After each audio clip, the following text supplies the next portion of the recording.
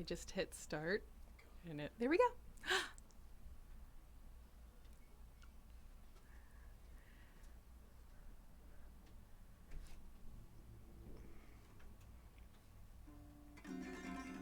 Hello, hello, hello, everyone. Thank you so much for being here in my live chat. In honor of the classic live chat theme song, I brought my guitar today.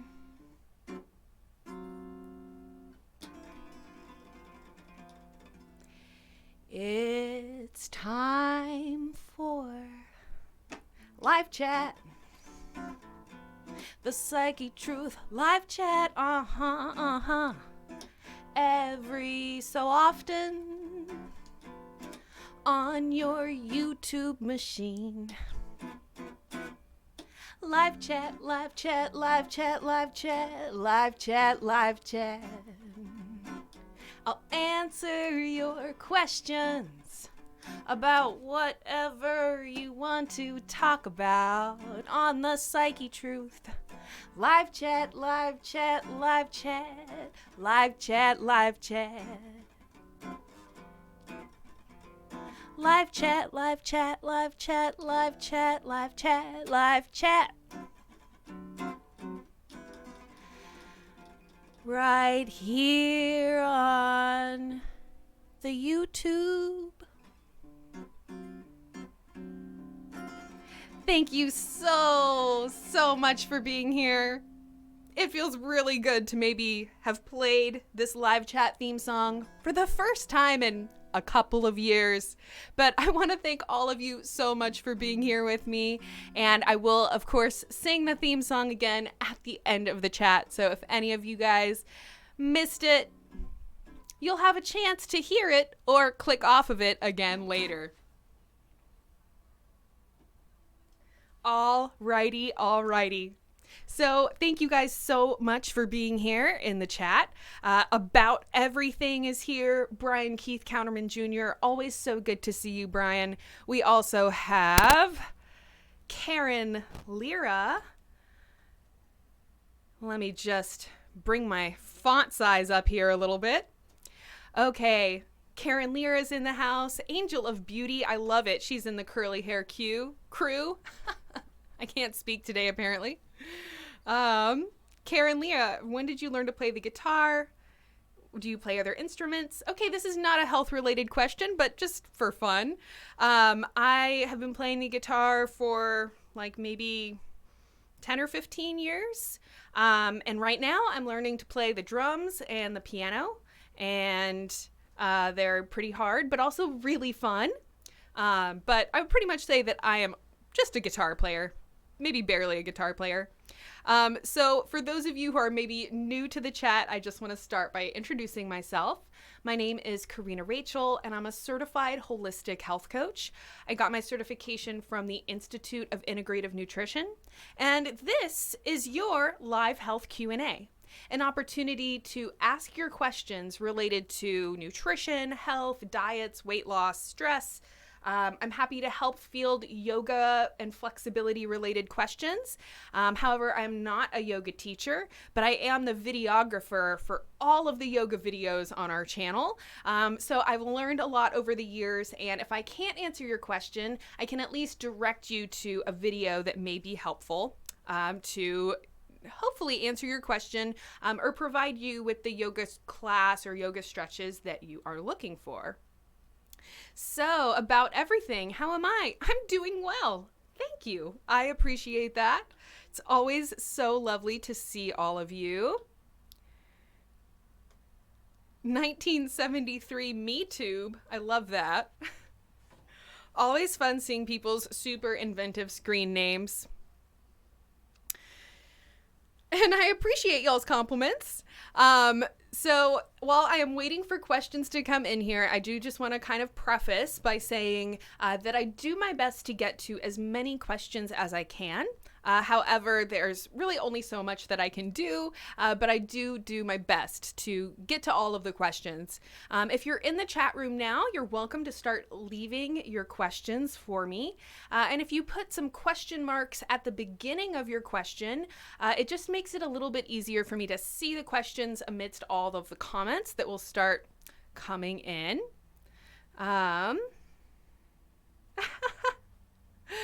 Okay, Scarecrow Dork. For some reason, I saw that and I thought it said Sacred Crow. And I was like, oh, that's kind of nice, but no. Scarecrow Dork. Very cute screen name. How do you stay motivated to eat well? So this is a very good question. I think when we're talking about, the motivation to do healthy things or eat healthy foods, a lot of times this can come down to knowing our true motivations, our internal motivations for why we are wanting to make those changes. So a lot of times, especially in our very aesthetically driven culture, maybe it's something like we feel like we need to lose weight or we want to try and look a certain way. And while that is a perfectly valid feeling for us to have, it's really not the best motivation for changing our lifestyle or changing our diet. It can be something that is fun in our head to say, oh, well, I'd really like to fit into those jeans from high school. But as a motivation to get you to actually make those decisions every single day, it's really not as good of a motivator as something that's a little bit more tangible. So what I mean by that is my motivation to eat well comes from me wanting to help maintain my mobility, my ability to do the things I want to do. So I know that if I am not eating the right foods, I'm not going to have the energy to do all the things I want to do. If I am making bad eating decisions, it's going to potentially have a toll on not only my motivation, but you could say like your positivity, your outlook on life, all of those things and what they can sometimes call the life force or the prana that flows through us. That has a lot to do with what we do on a daily basis to take care of ourselves. So I think that the most important thing is having a really good motivation. If you are a parent, then your kids are a great motivation. You want to be able to have the energy to be there with them, have the strength to play with them, carry them around, and it's a lot of energy being a parent. So having that as your motivation or your why can sometimes make it easier to make those good decisions. And then I say this a lot, but having a really good sense of easy, workable, small goals that you can work into your lifestyle is going to be a lot easier than trying to do some really, really big change. You've really just got to set goals that you can see yourself keeping. The easier, the better. Things like a glass of water in the morning before your coffee, 1 serving of vegetables per day, 1 salad per week. Whatever that goal is, pick something specific. Pick something that's really easy that you can see yourself doing, and then just remember that motivation. When you feel yourself wanting to make a less healthy decision, think about your why and think about the fact that that temporary pleasure is not nearly as meaningful as your true why, which is being there for your kids or having the energy to do all of the things that you want to do in your life. Okay, lots of questions coming in now.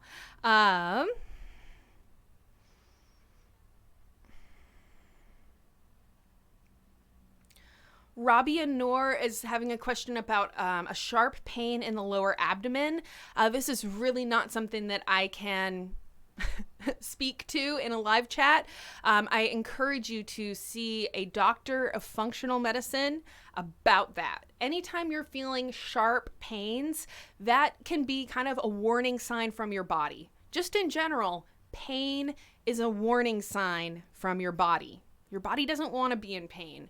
And by the time that you're actually feeling a sharp pain, that's probably your body's way of trying to tell you, hey, do something about this. Something is problematic. So I would encourage you to see a doctor, and just wish you the very best of luck with that. I'm sorry that is not something I feel comfortable with answering in this chat.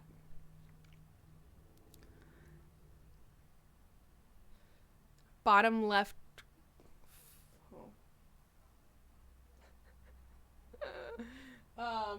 All right. So, it's right here.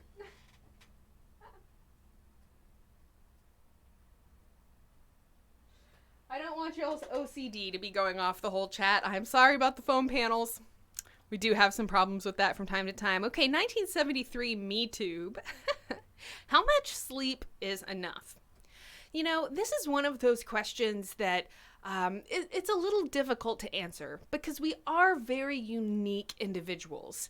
And it's a little difficult in any area of health to give a one-size-fits-all answer, because we're all going to have varying nutritional needs, sleep needs, all of these different things.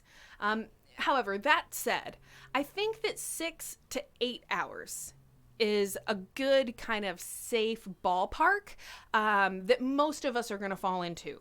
I see a lot of different trends out there nowadays for people to sleep for 4 hours or wake up at 5 in the morning.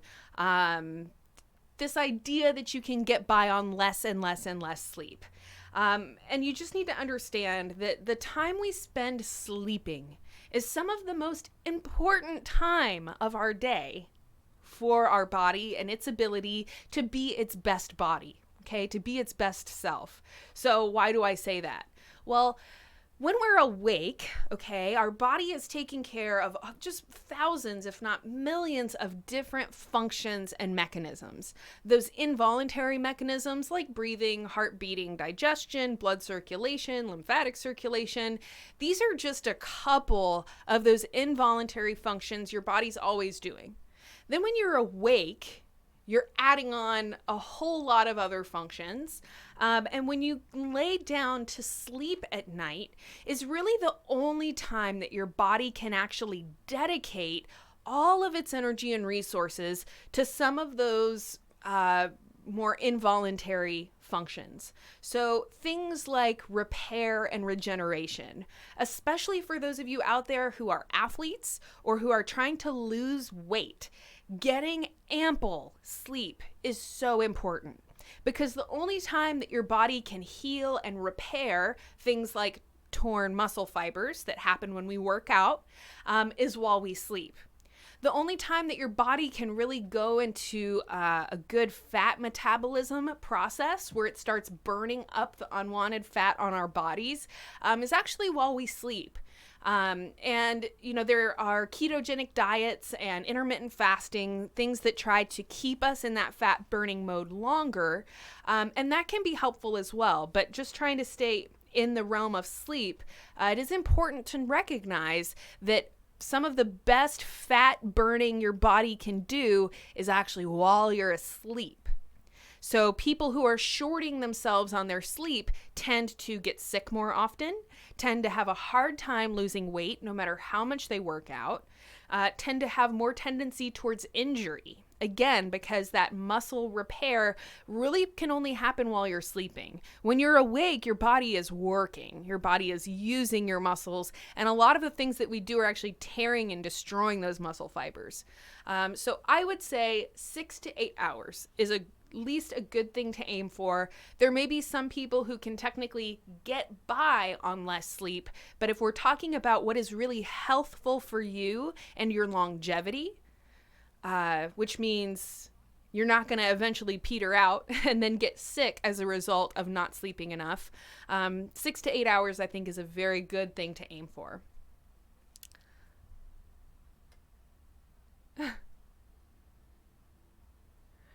Okay. Pool playa. Pool playa. Probably not playa. Playa. Do you follow any fasting protocol? I do intermittent fasting most days, then do a 3-day fast every few months. I feel amazing after on the third day. Oh, after I refeed on the third day after you start eating again. So I do uh, like to do those kind of short fasts like that, a 3-day fast, 5-day fast. I tend to myself really gravitate towards juice fasts. So I'm fasting from solid foods, but I like to drink green juices so that I'm still getting a lot of nutrient input into my body while I'm fasting from solid food. There are, you know, there's definitely going to be a certain energetic effect on you when you stop eating. So most of us don't have the ability to be like, oh, I'm just going to take off of work for a week and do a fast. If you can, that is a very good thing to do. And if you can lower your activity, lower the amount of time you need to work while you're fasting, that is going to be very helpful. But since I'm usually still working and living my normal life while I'm trying to do a little 3 or 5 day fast, I will visit some of our local juice bars, which we actually have a lot of here in Austin, and actually still take in green juices. So I'm not talking about apple juice and orange juice. Maybe there's a little bit of fruit juice in them, but I'm really primarily looking at very nutrient dense green juices. There's also a lot of research behind just drinking pure celery juice, especially first thing in the morning. That can be a nice way to, kind of give a little extra boost in your detoxification method. As far as intermittent fasting goes, I do find that I typically fast through the early part of the day, kind of not intentionally, but just because I start my day and I'm going crazy and I just don't realize that I should eat something until a lot later in the day. And then I realized that I just did maybe like a 15-hour fast. So I think that's also an important thing to note as you start to eat healthier foods and stay away from processed foods, those processed carbohydrates, and just in general, sugar, processed sugar, high fructose corn syrup. Once you're staying away from those foods and replacing them with healthier whole food sources, vegetables, complex carbohydrates that contain a lot of protein and fiber in addition to the carbohydrate, you'll actually find you can go longer periods without eating, kind of an unintentional intermittent fast. So that is kind of my, I guess, personal fasting regimen, you could say. I think that intermittent fasting can be very, very effective for people, but it's really important that you kind of modify your diet to help support the intermittent fast. If you're going to keep eating junk food, processed foods, drive-through meals while you're trying to do an intermittent fast, it's going to be very, very difficult. You really want to be eating a lot of high-fat and high-fiber foods that are going to help allow you to stay in that ketogenic state or ketosis, and that will help to sustain you longer in between meals. So couple of different thoughts there. Fasting is a really, really great topic. We were actually talking about it as we were setting up the chat today. So we may even do an entire chat on the topic of fasting and see if we can just cover as much ground as possible. There's so many questions related to whether we're talking about juice fasts, extended fasts, intermittent fasting for shorter periods of time. Such a great but pretty complex topic.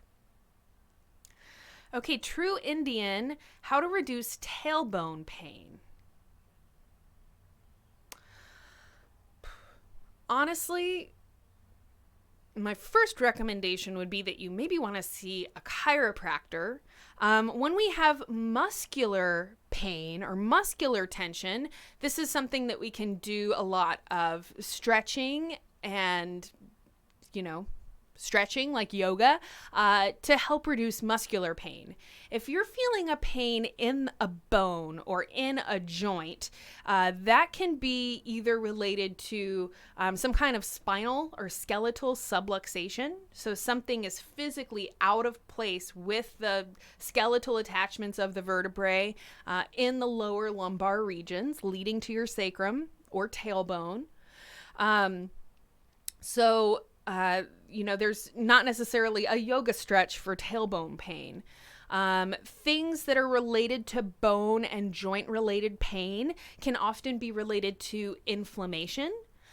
So any kind of bone or joint pain that you might be having, you'd be benefited a lot to either search for an anti-inflammatory diet, which is basically the easiest diet ever. The thing I've been recommending and talking about for almost a decade now, which is reducing your processed foods, reducing sugar, reducing alcohol. A lot of the things I was just talking about in the last question, typically those things cause increased inflammation, which any of those itis types of problems like arthritis, ulcerative colitis, there's a lot of different itises out there. All of those conditions are related to inflammation. So anything you do to reduce inflammation can typically help. Things like turmeric is, a really, really wonderful supplement that you can take. It's very anti-inflammatory. When you take turmeric, you want to consume it with black pepper. It helps your body to absorb and use the curcumin that's in the turmeric.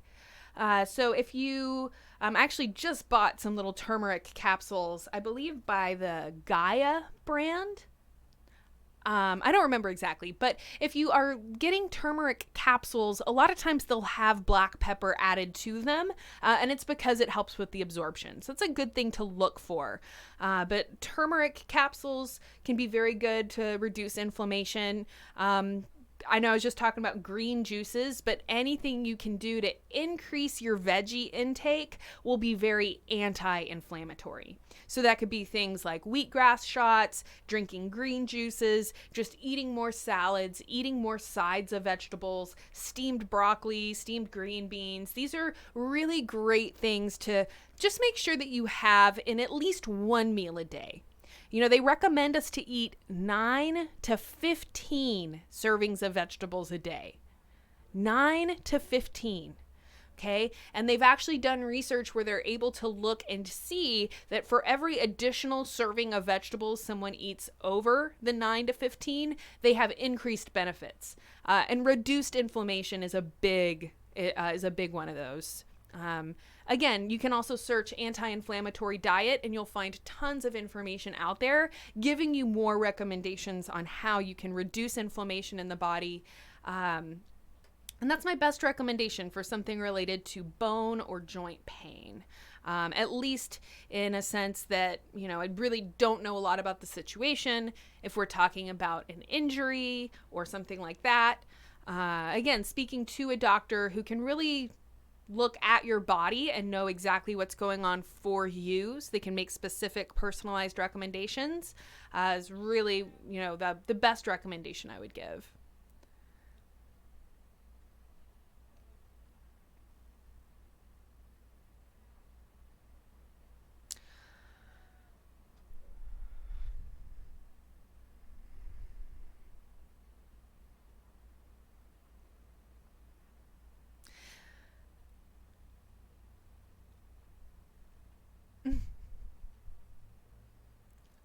Okay, I'm looking for questions here. Seeing some little chatting.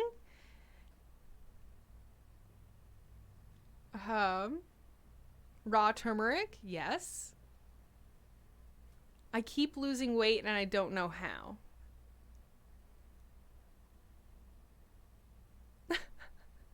That is, one of those things where, most people would love it if they were losing weight and they don't know how. Interestingly enough, inability to put on weight, okay, can be can be just as problematic to our health as an inability to lose weight. So having excess weight or being underweight, these are both things that tend to be a sign that something is just out of balance in the body. Again, this is one of those things that it's a little bit hard to know why that's happening with like literally no background on who you are or how long this has been going on, what your diet is like. If you want to give me a little bit more, information or background on you, that is definitely really helpful. John Hill, what's a healthy weight loss in a month? Again, kind of a difficult question to answer. This is a very kind of personalized type of answer, which means that certain people, are going to have a healthy amount of weight loss is X amount, but there might be another person that's too much or not a healthy speed of losing weight. I think by and large, it's very important to, I guess it's maybe not quantity and quality, but longevity and quantity.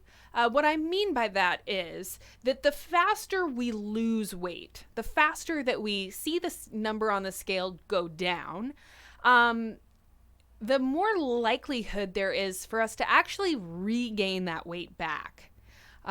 Whereas if you have a healthier weight loss regimen where you're actually losing less weight per week or per month, but there's actually an increased likelihood that you're going to be able to keep that weight off. So I guess it could be called sustainable weight loss.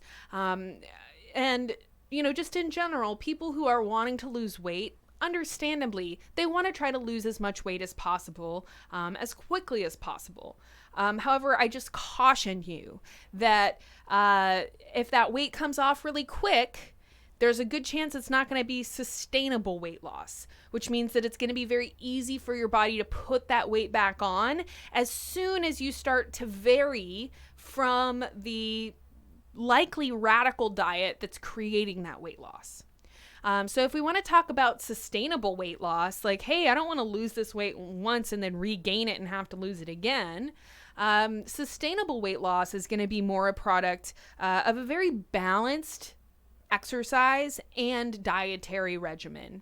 If you are just making really drastic changes to your diet to lose a lot of weight very quickly, just know that as soon as you start to, veer off of that, very limited diet, there's a good chance the weight is going to come back on very quickly. The thing about incredibly effective diets where you lose a lot of weight fast, typically the diet itself is not very sustainable. And what I mean is, how long are you actually going to be able to eat that way? So I encourage you to focus less on how much weight can I lose each month. I want to lose as much weight as possible, and really focus on finding a sustainable way of eating or diet that you're going to be able to keep. Okay, so if you're just drastically cutting calories and cutting a huge amount of food from your diet, it's probably not a sustainable way of eating. And you're actually going to be a lot better off in the long run to make smaller tweaks and improvements to your diet, but things that you're actually going to be consistent with. Just as a small reminder, if we are losing weight at the cost of our health, then in my opinion, that is just not worth it, right? So keeping your body healthy and really making sure that you're getting the nutrients that you need and you're not just burning up, your muscle, number one, is really important. A lot of times when we see the number on the scale go down really fast, with a lot of weight being lost really fast, we might actually just be losing water weight, or maybe our body is actually starting to eat up our muscle in order to get the calories that are now deficient in our diet. So just being conscientious that you're not sacrificing your health in order to have those different weight loss goals. Okay, next question. whoa, it just did this crazy thing. I had some questions and then suddenly it bumped me down to the bottom. So let me go back up and see if I can find where I was.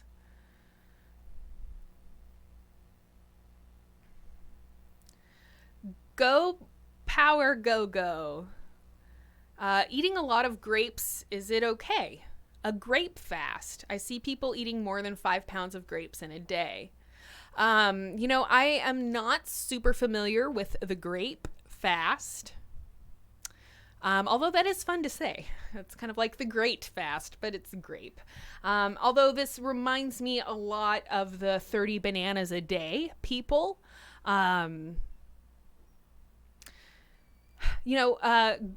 My personal feeling is that, the 30 bananas a day, the idea of eating only one food on a fast, it's something that I've not personally researched a lot because I just in general feel like this is not sustainable and like who would actually want to do this? Perhaps eating only grapes would be easier than eating only bananas. But by the time I get to the end of one banana, I'm like, all right, I'm good on banana. I can't even imagine eating 5 bananas, much less 10 or 20 or 30 bananas. That just sounds horrible. So because this does not sound like something that I would ever want to do or would ever want to try and tell someone else to do, it's just not something that I've actually researched in great detail. So my intuition is that, eating 5 pounds of grapes in a day not only sounds completely, unpleasant to do, but I would worry that it's really probably not that healthy for you either. Bananas, grapes, fruits in general tend to contain a lot of sugar. They also contain a huge amount of nutrients. So I'm a large proponent of eating fruits. And even if you're trying to lose weight, fruits are still a good thing to have in your diet. However, when we're talking about eating a huge amount of fruits, that can become a kind of large amount of sugar for the body to take in. So, a lot of these different fasts are, when you're fasting on one food, so a grape fast or a banana fast, a lot of the benefits you're getting is from the foods that you're not eating. So suddenly you're doing a banana fast or a grape fast or whatever, you're not eating processed flour, you're not eating processed sugar, you're not eating alcohol, sodas, all of these things that are really terrible for us. So to me, the question becomes, is the benefit coming from eating 5 pounds of grapes? Or is the benefit coming from you just taking those really terrible foods out of your diet? And if you could just take those terrible foods out of your diet, but still eat a variety and collection of healthy foods, I think you would maybe have the same benefits as somebody who really goes balls to the wall and is just eating 5 pounds of grapes a day and nothing else. So I feel bad. I know I didn't really give you a super scientific answer to that question, but hopefully that was helpful in, maybe discouraging that type of diet. Or if you are going to do something like that, you feel really strongly gravitating towards like, oh, I would love to do a grape fast. Just do your research on it first. There's probably tons of research out there. I'm just not familiar with it. But you really want to educate yourself and then listen to your body as you're doing it with any kind of extreme diet or extreme dietary change like that. Scarecrow dork. What do you do on a daily basis to stay fit? So, I think when we're talking about, our daily exercise regimen, or maybe we can talk about it in the frame of a week, because I definitely would say that day to day, I'm not necessarily doing one thing every day. But I will say this, my job is pretty active. All right, so in case y'all don't know, I am the videographer for all of the YouTube videos on this channel. which means that if I'm not on the camera, I'm actually behind the camera. And when I'm filming yoga videos, I'm literally like on my feet the entire day. I usually get really drenched in sweat because I'll be standing underneath like the 800-watt lights. So like the camera and the lights are right next to each other, and I'm like right underneath it. So I'm not only like incredibly active, but I tend to sweat a lot. So I think the fact that I'm just very, very active all day during the day while I'm working is really, really helpful, because I don't necessarily have a stringent daily regimen of exercise. I will say that I do my best to every day do, I don't know, probably 30 minutes of some kind of yoga, stretching, movement. Because I film all the yoga videos and fitness videos, I've learned like tons and tons of stuff over the years. So a lot of times when I get done filming, I might just like go to the yoga mat and do a little, bit of either yoga or like mountain climbers. Freaking A, you could just like break such a crazy sweat in like 30 seconds. But I also think it's important to recognize that the fact that I'm more active all throughout my day, pretty much every day, I think is a really big factor. So to contrast that with somebody who is sedentary most of their day, so a lot of us have jobs where we're just sitting. We're sitting like maybe 8 hours a day. Maybe the only time you get up is to get some water, get some coffee, use the bathroom every couple of hours. So if you're living a very sedentary most of your day, it's going to be even more important for you to set aside 30 minutes to an hour or more than an hour for some good physical exercise. That could be walking at a fast pace or a gentle jog, actually going to the gym or turning on one of our yoga videos when you get home and doing a yoga workout. 30 minutes to an hour a day, I think, is a really good recommendation, kind of as a bare minimum if you want to stay fit and healthy. You can also kind of think about trying to make your day more active. So any of those little times that you have downtime, maybe when you're going to the bathroom or going to the water cooler, what can you do to just make that more active? Maybe if you don't want to do it around all your coworkers, maybe you can go into the bathroom or somewhere that's hidden, do some jumping jacks or do some kind of active yoga stretches, high knees, where you're basically just marching and bringing your knees up as high as possible. That'll wear you out pretty quick.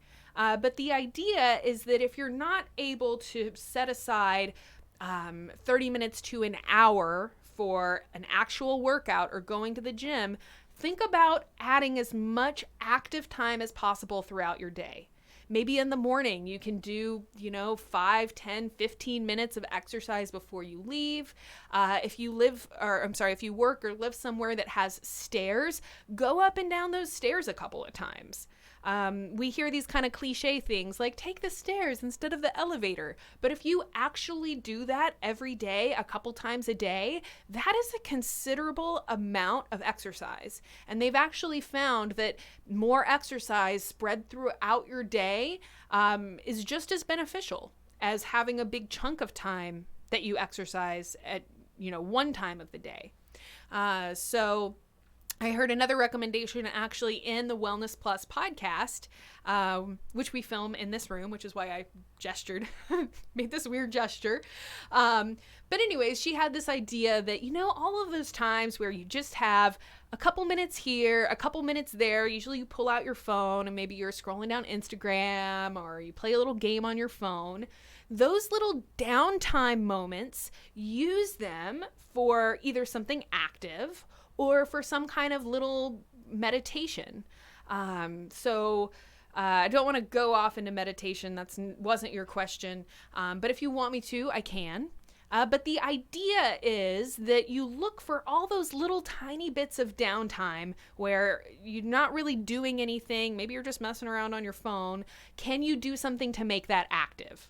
If you're just standing out in the parking lot, you can do that little, like on a little curb, just jumping up and down to the curb. And that kind of like fast step type of workout will totally get your heart rate up and give you that little bit of activity.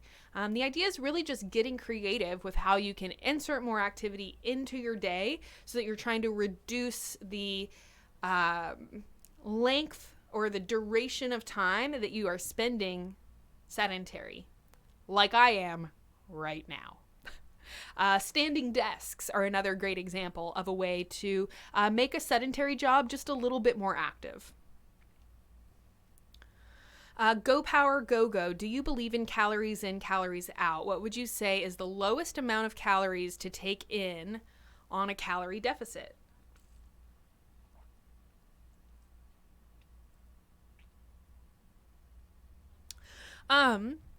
So I actually don't believe in calories in, calories out.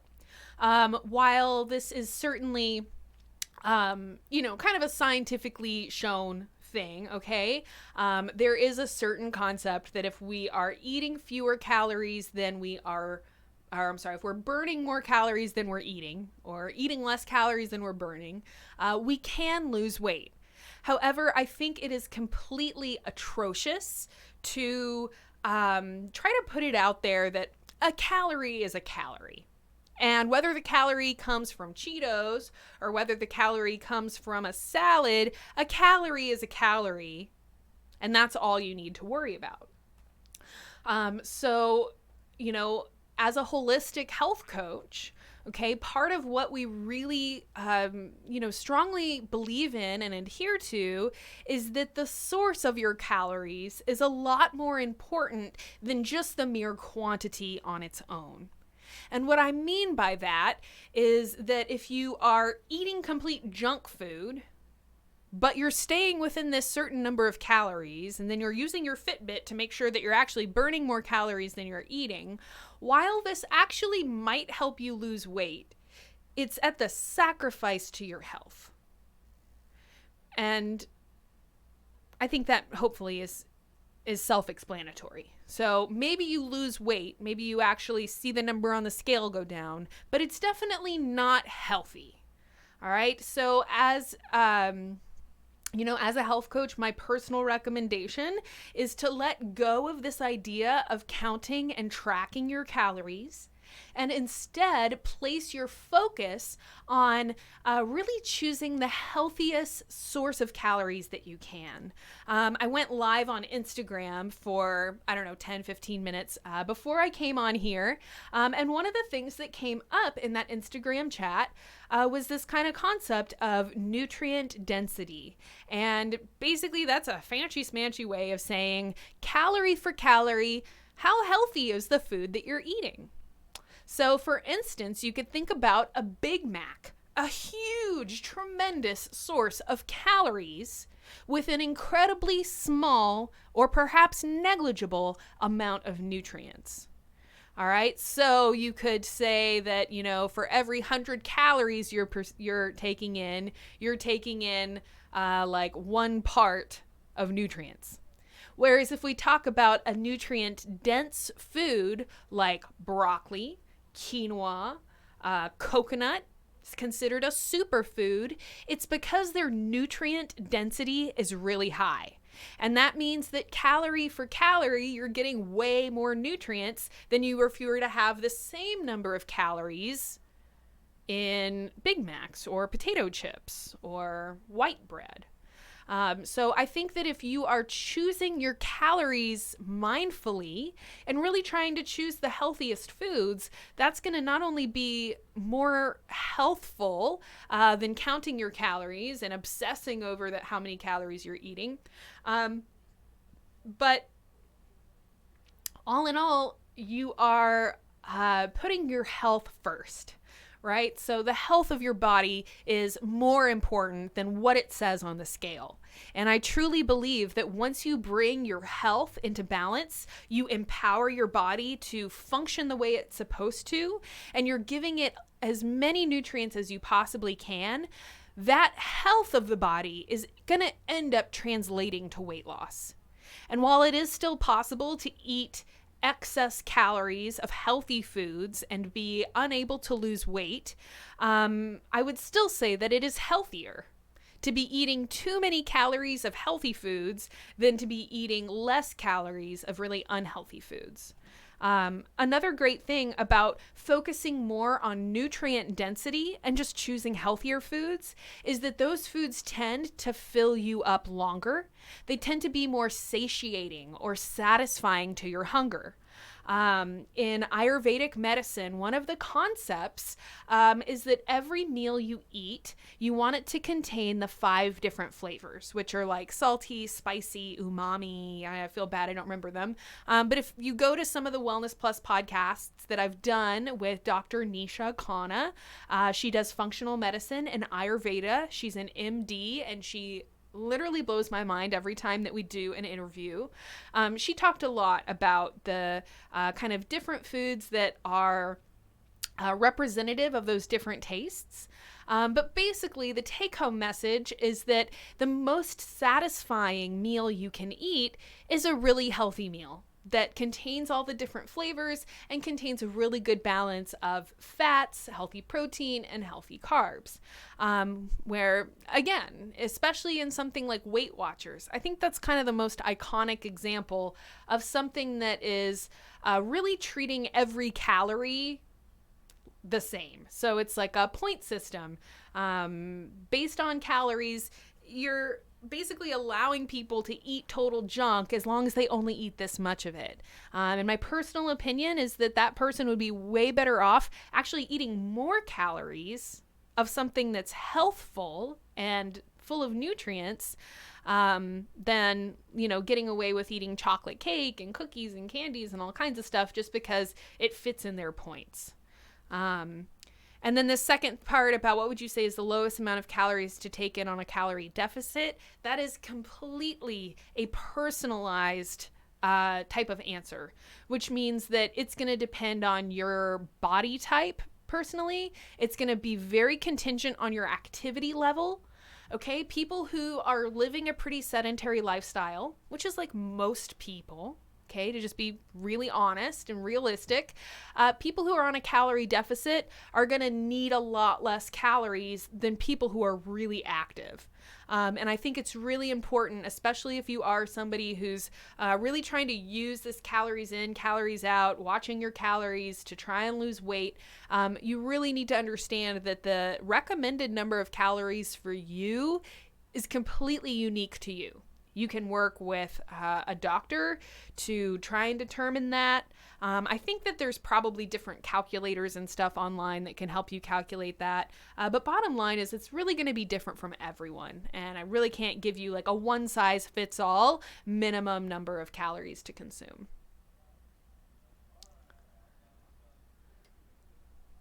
Okay, Ilka, good to see you.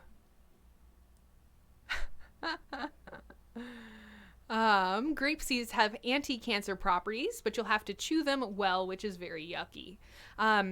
So grape seed extract, much easier to handle than actually eating grape seeds.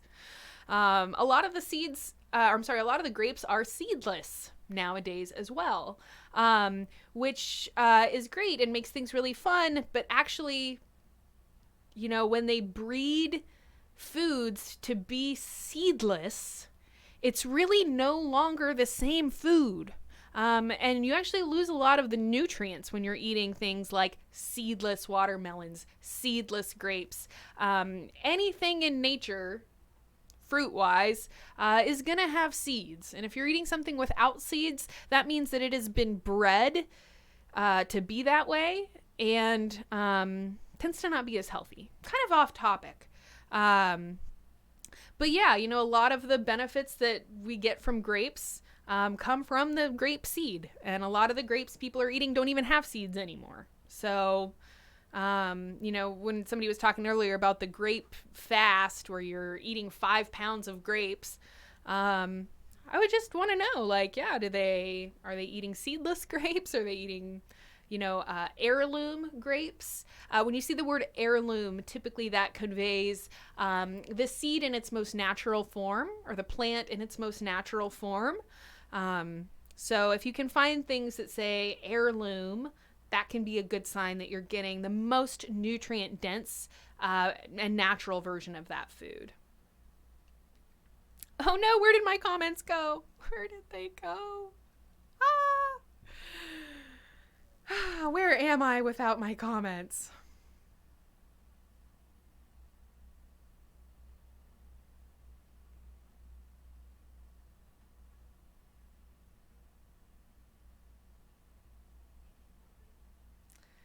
Okay.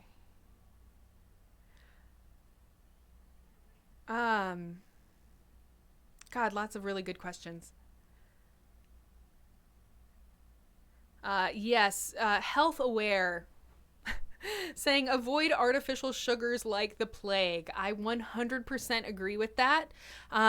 There are kind of a lot of things that I try to avoid eating, but probably the thing that I avoid with the most tenacity is artificial sweeteners. And if you know what to look for and you read ingredient labels, you will see them everywhere. It's not just the diet foods anymore. I believe that they are putting artificial sweeteners in the regular foods to try and get us used to the flavor. I also think that there's probably a lot of pharmaceutical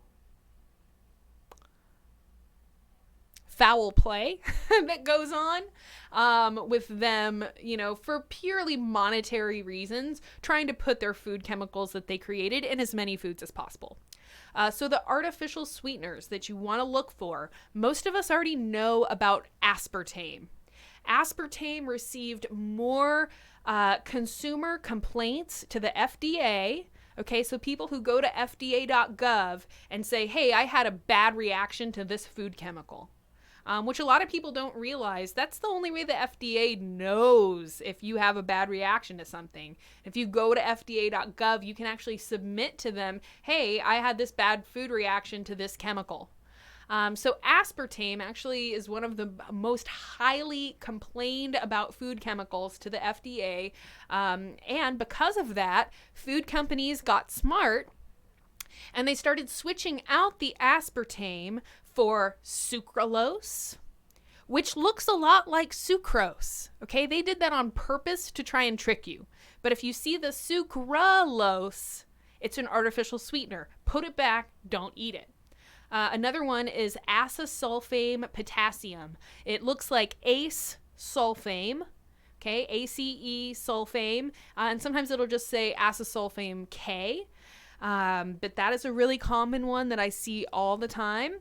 And I believe there are a couple others out there, but those ones you will see a lot. So the sucralose, the aspartame, the acesulfame potassium, avoid them like the plague. That is definitely something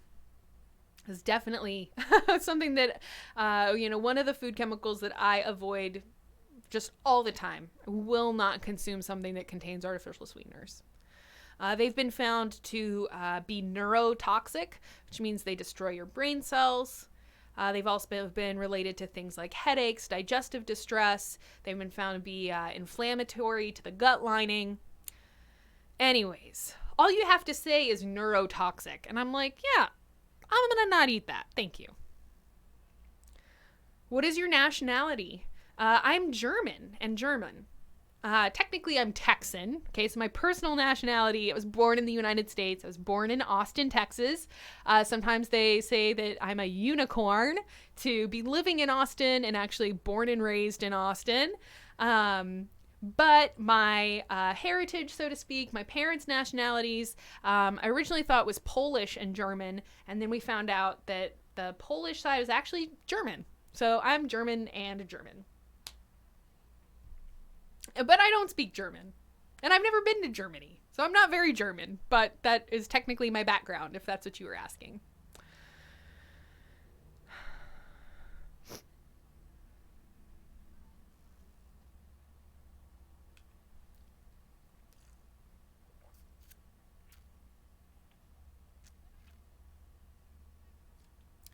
Amin Abdelhalim, really probably did not say that right, asked, what's your job? So Psyche Truth actually is my job. I've been working for Psyche Truth for about 10 years. I started as just a little video presenter, and then after doing that for a little while, Mike, the founder of Psyche Truth, invited me to come on as his assistant. At that time, I learned how to edit videos, learned how to film videos, and I basically became the videographer for all of the yoga and fitness videos. So 5 days a week, I am working for Psyche Truth. I'm publishing the videos on Psyche Truth YouTube channel. I am filming all of the yoga and fitness videos. Of course, I do videos myself sometimes as well. Yesterday, I actually filmed yoga in the morning, and then I filmed my own little nutrition videos afterward. And then we also do the ASMR channel. So once, sometimes twice a week. That's usually from about 8 p.m. to 1 or 2 in the morning. So we can only film ASMR videos at night in order to reduce the background noise.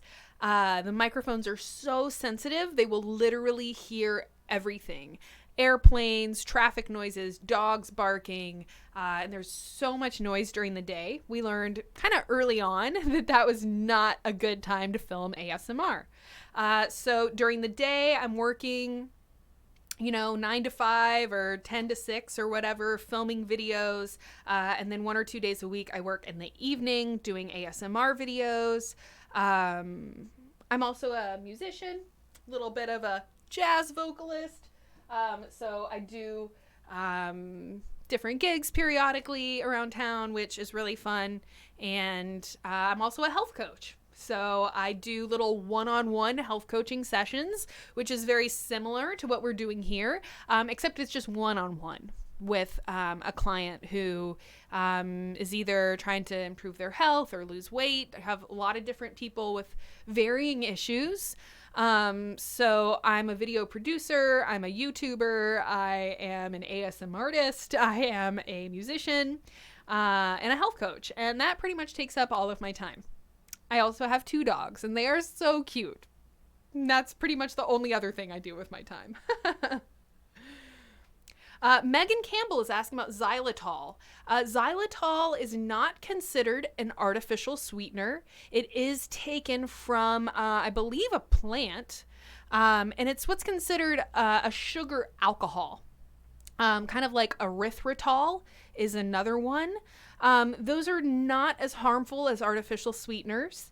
They are more naturally derived. So an artificial sweetener is like a bunch of weird random chemicals that all go together. I think that they were actually even discovered by mistake. They were trying to create, I don't know, some other weird chemical for something else. And then somebody realized that it was incredibly sweet. And they were like, oh, we should use this as a sweetener. But anyways, so xylitol, erythritol, those are sugar alcohols, which can be problematic for certain people. So you do want to kind of pay attention to how you feel when you're eating those types of sweeteners, especially if you're using them a lot. Probably the best natural sweetener would be stevia. Stevia is becoming much more common, much more easy to find. Monk fruit is another natural sweetener that's becoming a lot more common. It does have a slight flavor to it, but you'll see a lot of things that are sweetened with monk fruit as a calorie-free sweetener, which is kind of cool. But really the big bad guys are aspartame, acesulfame, potassium, and sucralose. Those are the big bad guys you want to avoid.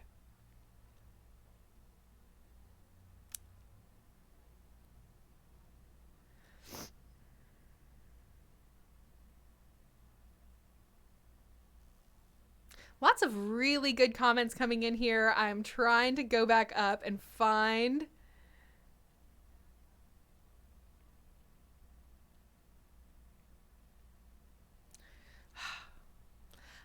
So I am not a yoga instructor, and no, I've never been to India to study yoga.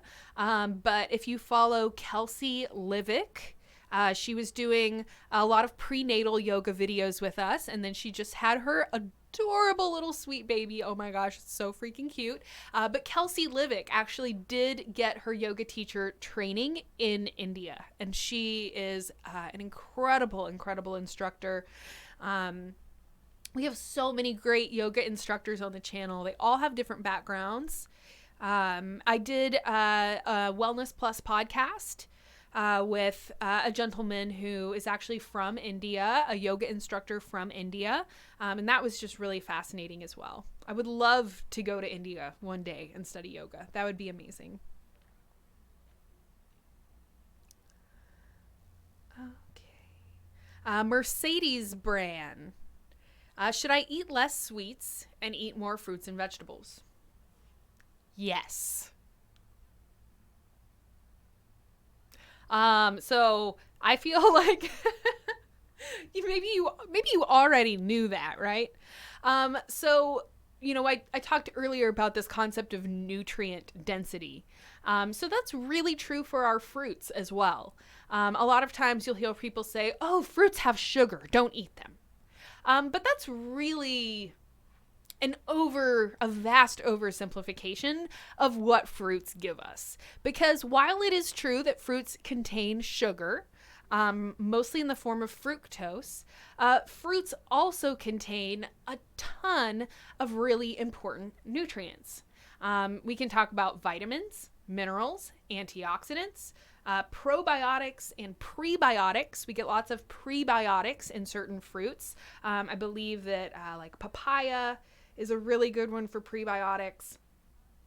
But just in general, this idea that we should not eat fruits because they contain sugar is really, really ridiculous, because fruits contain so many other really valuable nutrients. And actually, when you eat the fruit in its whole fruit form, eating the orange or eating the apple, as opposed to drinking the juice. If you're just drinking the fruit juice, you don't get all of those good nutrients and fiber. But when you actually eat the piece of fruit, you're getting the fiber and the nutrients that help you to digest the sugar in that piece of fruit. It's kind of amazing. Mother Nature just kind of was like, hey, we're just going to create this plant. And then the plant includes all of the things your body needs to digest that plant. Milk is the same way. If you're drinking non-fat or low-fat milk, your body's actually not able to digest it as well, because the fats and the enzymes that are present in the milk, they're actually there to help you digest the protein. Same thing can be said about the egg. The nutrients and enzymes that are present in the egg yolk are actually there so that you can process and digest the protein in the egg white. So there's this concept of whole foods. Okay, so basically the whole reason that the grocery store called itself Whole Foods is because, as a nutritional concept, the concept of eating whole foods in their natural form is the most healthful thing to do. So eat the entire egg, eat the whole fat milk, eat the whole piece of fruit. Because that's really where you're going to get not only the things that your body needs to digest what you just ate, but all of this other really wonderful, good nutritional value as well.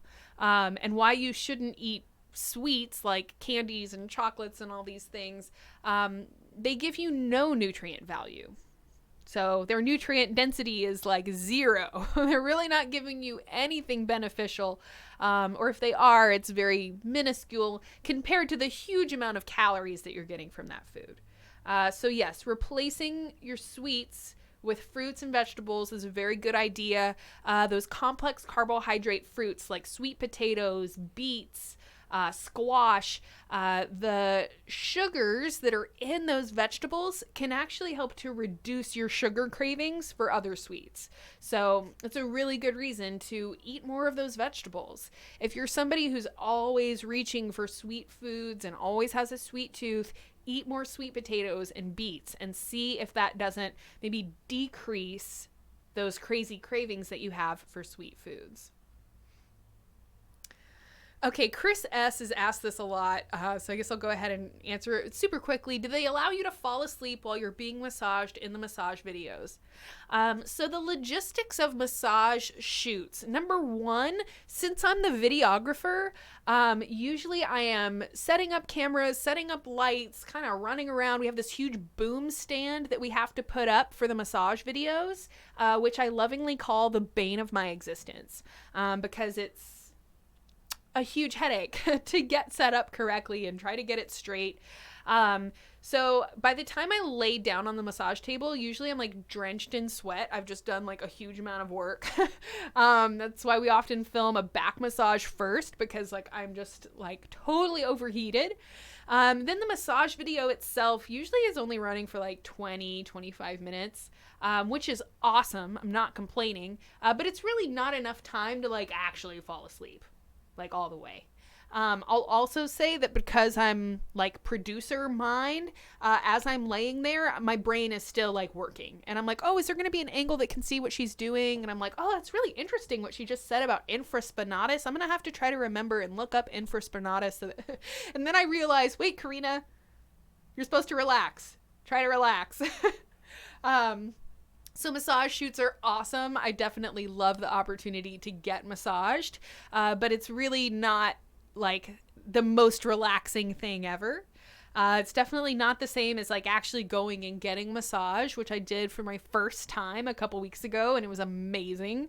I will say though that when I have other people come and model and they just get to massage model all day and they're not working in between and running cameras and publishing videos in between filming, sometimes they will fall asleep. And I've had people fall asleep while I'm working on them. And I'm just really glad. I'm like, yay, they're relaxed. We did a shoot with Athena Jezik. We did a formal ASMR shoot with Athena. I don't know why Mikey has not edited it yet, but hopefully that will be getting edited soon. Athena almost fell asleep in my hands. It was amazing because she is such an amazing, relaxing person. I felt that, you know, the fact that I was able to help her relax down almost to the point of sleep was just very heartwarming, kind of a testament perhaps to how calming I am when I'm trying to be.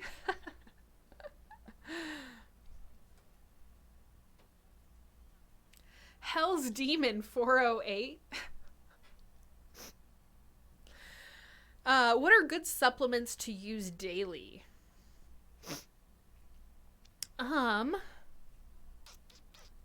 You know, so once again, I feel like I keep saying this, but, you know, it really is a unique thing. The things that our bodies need. We're all different. But, you know, when it comes to supplements, if you've never taken supplements before and you're like, gee, what should I get? Good thing to start with might just be a multivitamin.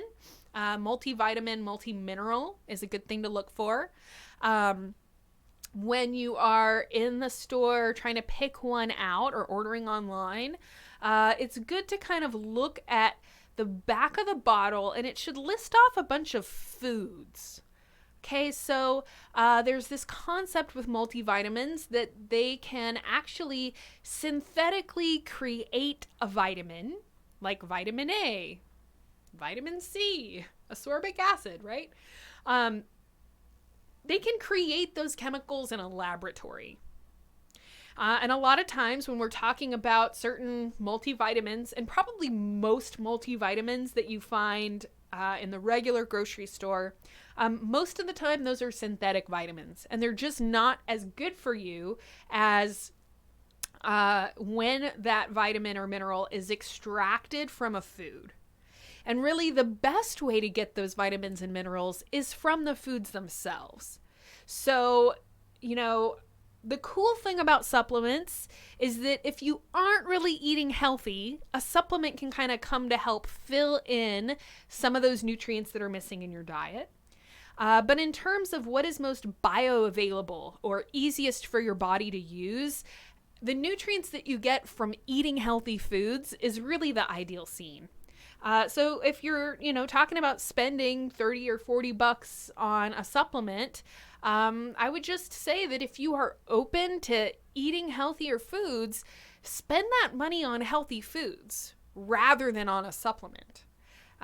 Because it's going to be the best way for your body to take in those nutrients. So if we could talk about, broccoli, Brussels sprouts, green beans, that I'm just kind of in the area of greens right now. But of course, there's so many wonderful, healthful foods out there. Brown rice. We talked about quinoa, I believe. I don't know if it was this chat or the Instagram chat, but this idea of really nutrient-dense foods is kind of like taking supplements. So a multivitamin that's food-based is a good idea. I mentioned turmeric earlier. Turmeric is a wonderful anti-inflammatory. So that is something I actually just bought a little jar of. I think it's called Turmeric Supreme, and it has black pepper extract and some other stuff in it. But turmeric is a good one. It's not really a supplement, but wheatgrass. You can either go to a juice bar and take a wheatgrass shot. But the cool thing about wheatgrass is that it contains, I don't remember the exact number, but it's something like one shot of wheatgrass has the nutritional equivalent to like a pound of vegetables or something insane. Like, it's so nutrient dense. There are so many nutrients packed in, calorie for calorie. A wheatgrass shot every day or once a week or once a month is a really good idea. And it's kind of like taking a multivitamin in a way. So I actually just bought, I think it's Garden of Life brand of an organic wheatgrass powder. So I can just be making wheatgrass shots at home. Fresh wheatgrass is probably ideal, but in terms of something that is really easy to take in every single day, that wheatgrass powder it would kind of be one of my recommendations. It does have a bit of a flavor, but like I said, if you just do a little bit of water, take it like a shot, drink a little bit of, juice afterward, you'll be good to go. Wheatgrass shot would be a great way to supplement your nutrients. Omega-3s are another one that, most people would benefit by taking some kind of omega-3 supplement. We typically have a lot more omega-6 fats in our diet. And the body likes to have a nice balance of 3, 6, and 9. So taking omega-3s as a supplement can be really beneficial. Cod liver oil is a really good omega-3 supplement. You want to have the extra virgin cod liver oil. If you go that route, that stuff tastes real gnarly. But again, take it fast, get it over with, follow it with something that tastes good.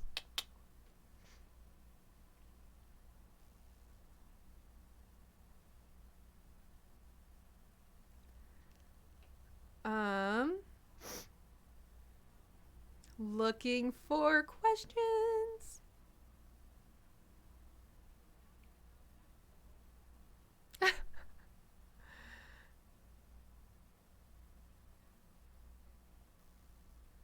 What's the best way or good ideas to cut off junk food? Jim Yaj.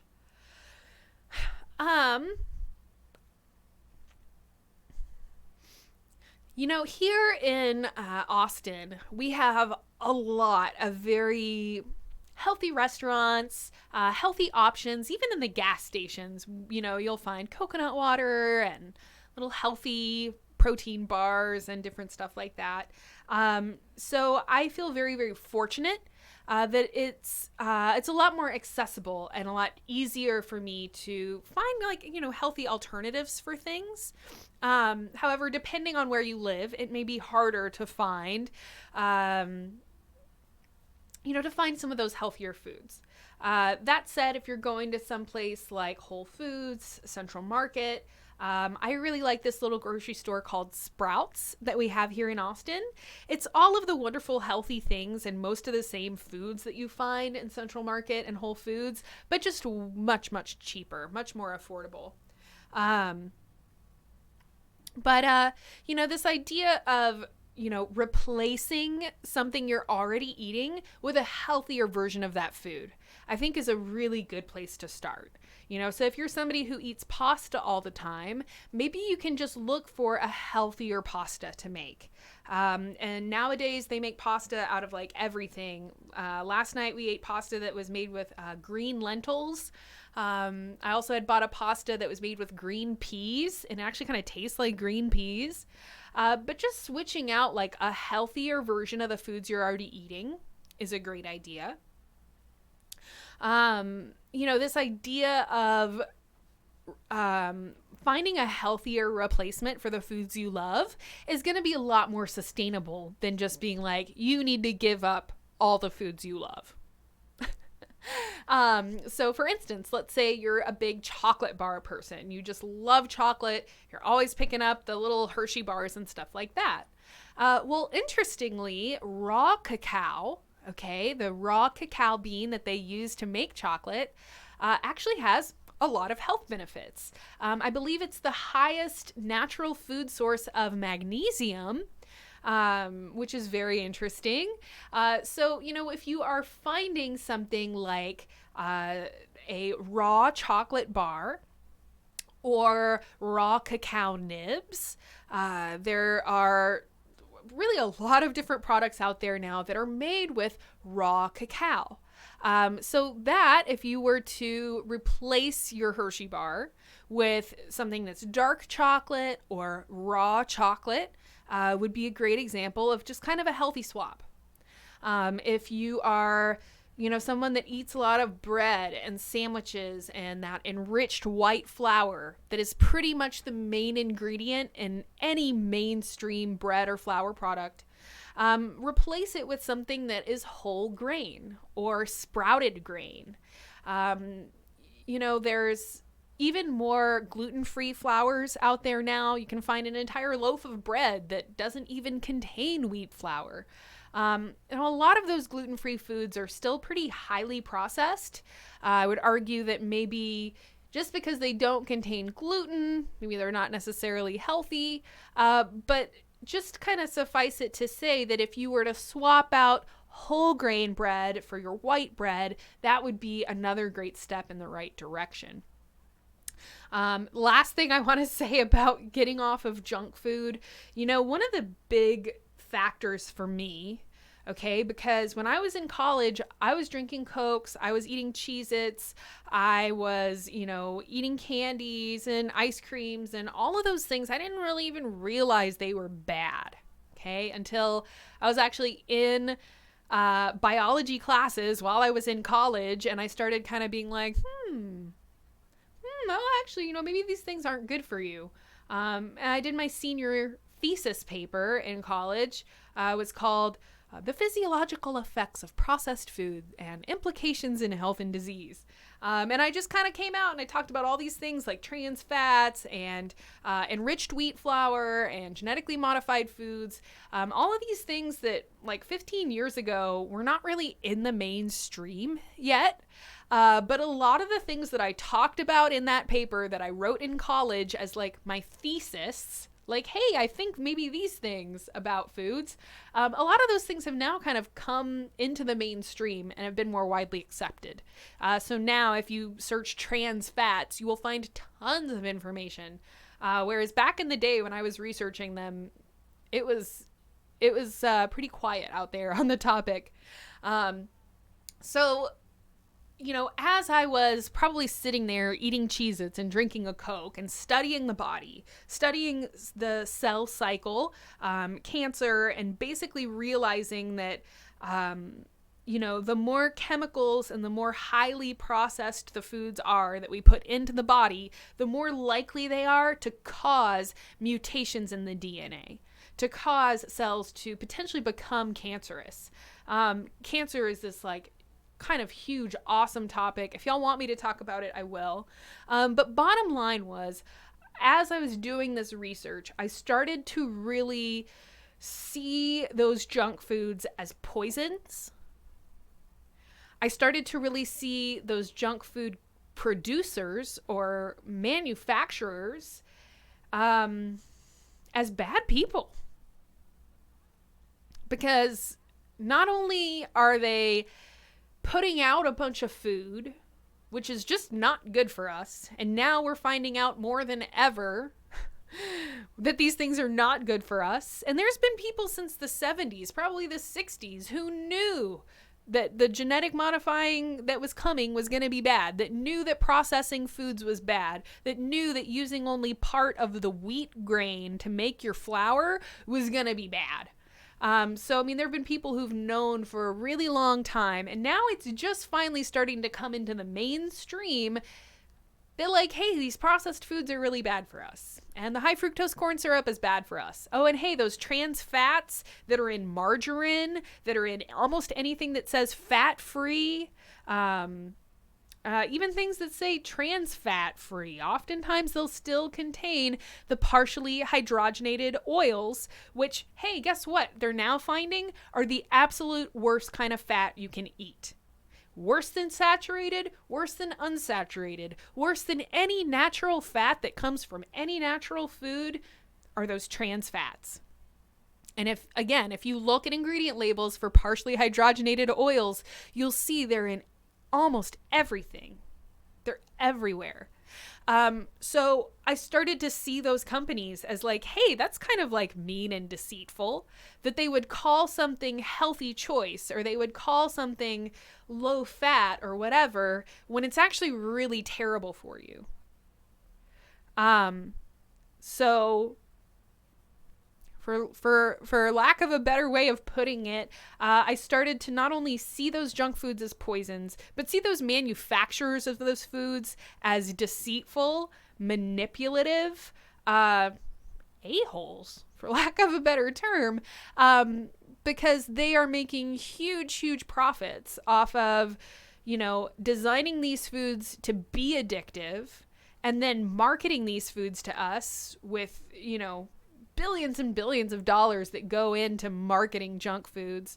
But that was a big thing that helped me to resist those foods. I came to a point where I was like, I don't want to support Coca-Cola anymore. I don't want to support General Mills and Kraft Foods and all these big companies that are getting super rich off of selling really unhealthy foods and then manipulating us with their marketing to think that it's healthy.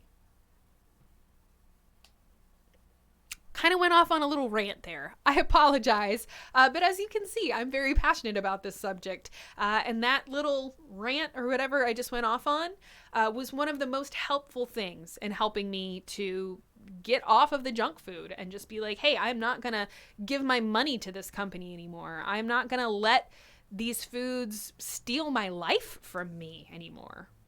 I'm going to go eat a vegetable. God dang it. I keep losing my questions. Where we are.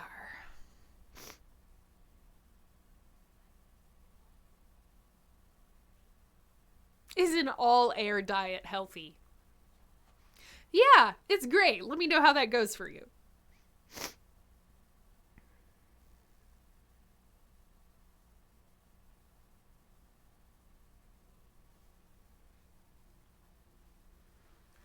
Okay. Oh, that's very sweet to 1973 MeTube called me a supermodel and a YouTube star. What? I'll be honest, guys. I am a huge dork. I'm such a dork. I appreciate that y'all would say something so nice to me, but I really don't think of myself that way.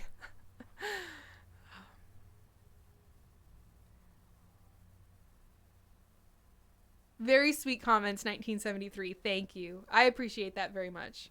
And if I can get my questions to stay up for like 0.2 seconds, then...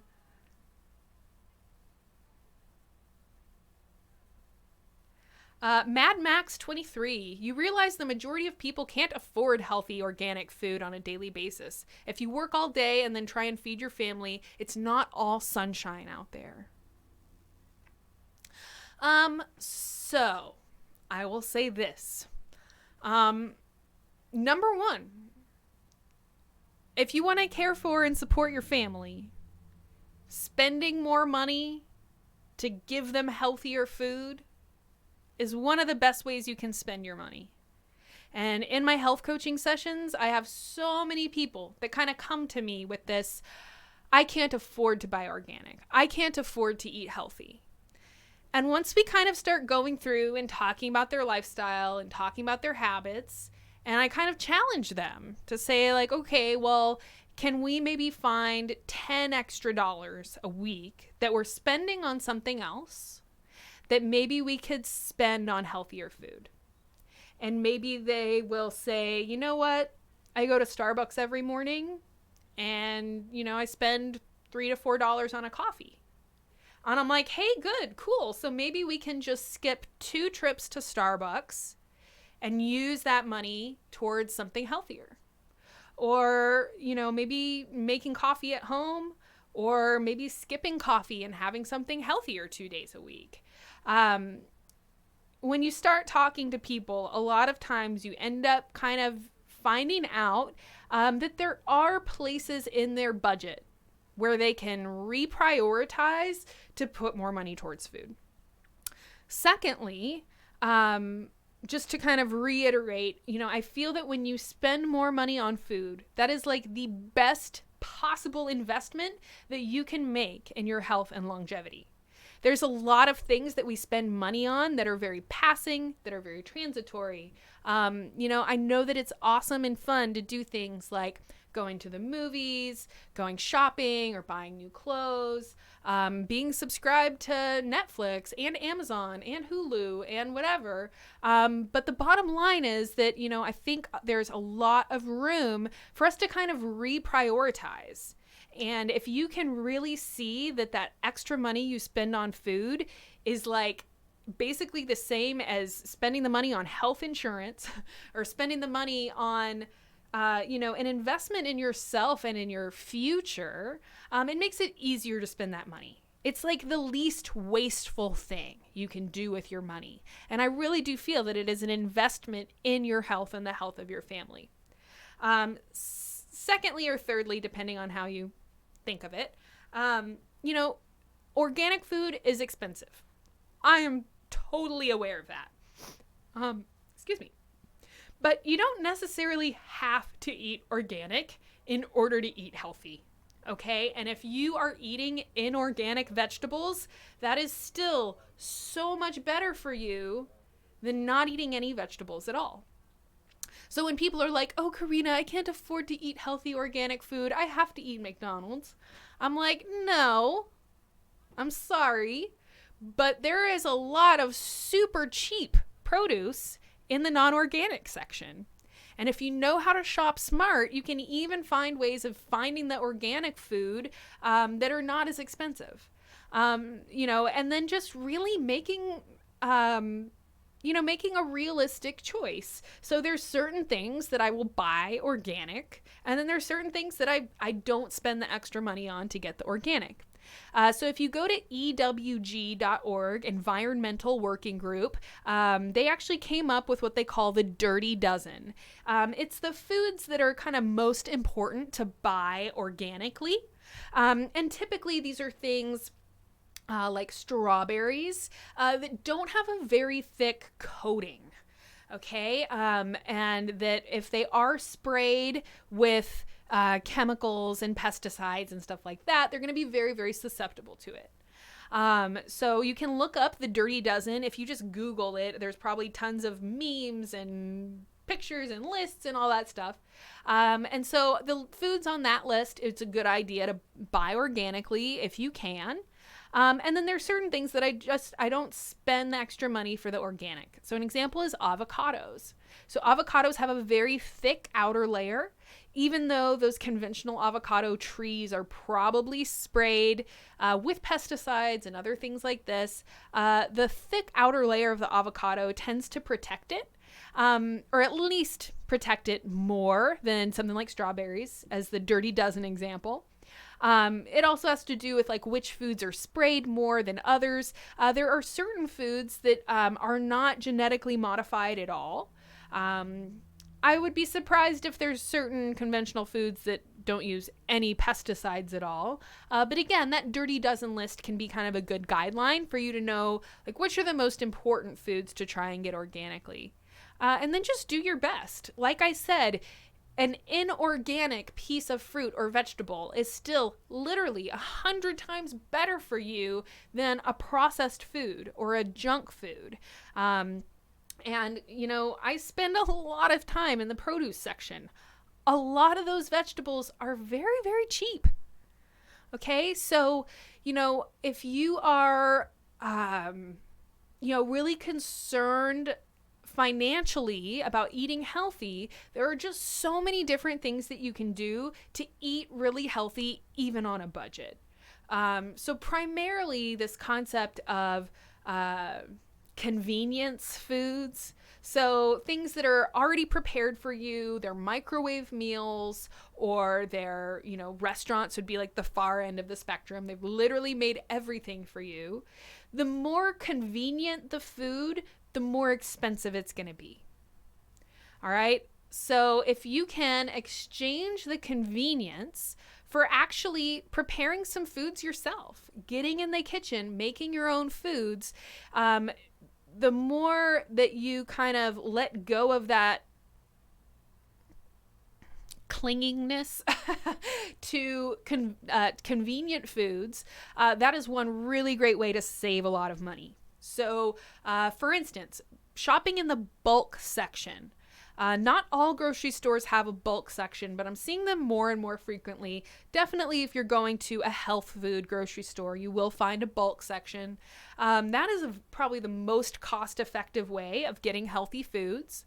Again, shopping in the produce section. Get the organic when you can, or when it's not super crazy more expensive than the conventional. And then if you can't afford the organic, fine.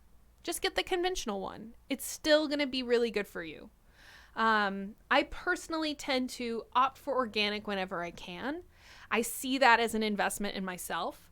I don't spend a lot of money on other things. Okay, so I don't spend a lot of money on, I think I've maybe been to the movie theater like one time in the last year. I really like doing, potlucks and things where you're kind of getting together with a community and everybody's bringing together something healthy. That can be definitely a very cost-effective way of eating a super healthy meal. So then you're just kind of bringing one thing to the potluck, and then you get to eat all of these wonderful other healthy foods. Shopping at a farmer's market is another really, really great way, not only to save money and kind of get the healthiest version of the fruit or vegetable at, it tends to be a cheaper price because you're not paying all the middlemen that get paid when you buy something from the grocery store. You're actually also supporting the farmer. And I really do believe that we vote with our dollar. And the more that we spend our money on healthy foods, the more that we tell the powers that be that, hey, we want these healthy options. And the more that we as consumers place a demand for those healthier options, the more all of these companies and grocery stores are going to step up their game to either compete cost-wise and drive the cost of those foods down. So I just encourage you to do your best and don't use the money as an excuse. I hear that all the time. But if you are just really doing your best to make the healthiest option that works for your wallet, that in itself is good enough. And then don't sweat the small stuff. Like I couldn't afford the organic or whatever. Okay. What movie was it that I saw? I don't even remember. I'm terrible at movies. So yes, Amin Abdelrahim says everything organic is better. And yes, I definitely do believe that. There's no ingredient list on fruits and vegetables to tell us, what has been sprayed on certain foods. Most of the foods that are conventionally grown, so non-organically grown, they get sprayed with all kinds of stuff. Pesticides to help them not get eaten by insects. Sometimes they'll get sprayed with a chemical to delay ripening, and then sprayed with a chemical to bring on ripening when they arrive at the grocery store. There's just so many different chemicals that can get sprayed on foods from ground to grocery store, that yes, I do feel that organic is worth the extra money when you're able to make that decision. And just, know that you're getting more nutritional bang for your buck. Like, you really are getting more nutrients in the food when you spend a little bit extra to get the organic. Pianist Philadelphia. I actually did not go to school for jazz. I went to school for biology and English, and I didn't do a jazz program, and I actually have no formal training in jazz. But if you go to my YouTube channel, Corrina Rachel, I do have a lot of music up there. So if you want to go and check out more of my music, maybe see the proof that I didn't actually do a jazz program, then you can definitely check that out. Curtis23, do you have an email? No, I don't. Yes, I do. Just kidding. Dem's jokes.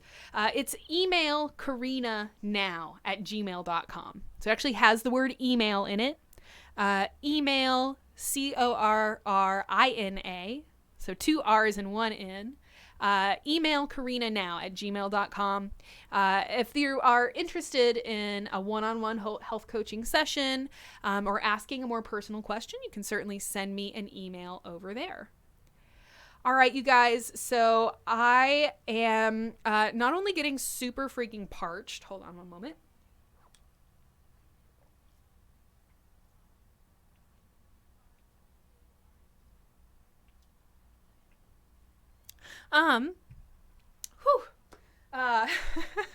But I'm actually getting the little signal from my team that it's time to wrap up this chat. So I'm going to sing y'all out with a little live chat theme song, my favorite part of live chat. And I just want to thank all of you guys so much for being here. So many awesome questions in the chat room today. If you guys haven't yet, be sure to download our yoga app. It's called Yoga Plus by Psyche Truth. We'll probably drop a link in here somewhere. If you visit any of our yoga videos on the channel, you'll see the link to both Apple Store and Android Store right at the top of the video description. I've put so much work into that app. Like I said earlier, I'm the videographer for all the yoga videos. So even though I'm not in them, I'm behind the cameras working really hard. And I'm really proud of the content we've created there. So I hope you guys will go download the app, check it out. It is free to download, and there's a ton of free classes available in the app. There is an option to upgrade to premium and then unlock everything. But even if you just are using the free app alone, there's tons of different free classes. And then each month we make one of our premium programs free. So each month you can kind of go back and see, hey, which program is free this month? And, we're constantly adding content to the app. Things will go up on the Yoga Plus app first. So that's the first place before they go on Amazon, before they go on YouTube. So it's really in my opinion, the best place to see everything. And we've just put a lot of work into it. We're really proud of it. We also have a Patreon campaign if y'all are interested in supporting what we are doing. YouTube is definitely making life a little bit hard on its content creators. So we super duper mega appreciate our patrons. If you have other questions, y'all can feel free to leave them, and I will do my best to get to them again soon. I've also been doing some Instagram lives, answering questions that I'm not able to get to in the YouTube version, or in the YouTube live. So you can make sure to follow us on the Instagram as well, @PsycheTruth.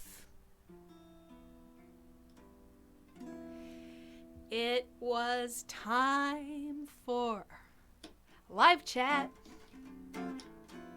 The Psyche Truth live chat. Sometimes on your YouTube machine.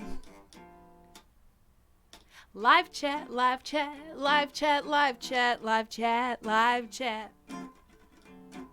I'll answer your questions about whatever you want to talk about on the Psyche Truth live chat. Live chat. Right here on YouTube.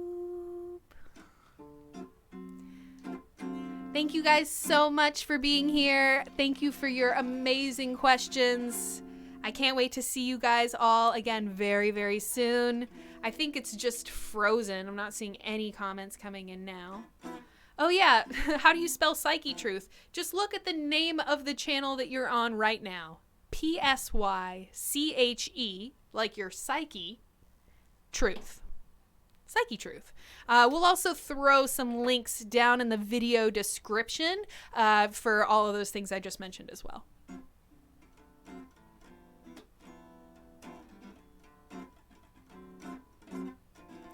All right, you guys, thank you so much for being here. I had a wonderful time, and I hope y'all did too. Be sure to come back and join me again very soon, and follow us on the Instagram so that you can be alerted of when we will be doing these awesome chats.